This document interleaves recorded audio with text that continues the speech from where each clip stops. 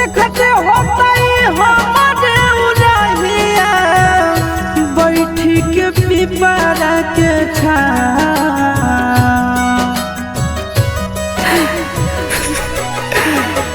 देखते होता हमारे उड़ाहिया बैठी के पिपरा के रुक रुक रुक अरे टरेनिया रुक रुक रुक रे टरेनिया ले ले चल जनुआ के गाँव रुक रुक रुक रे टरेनिया।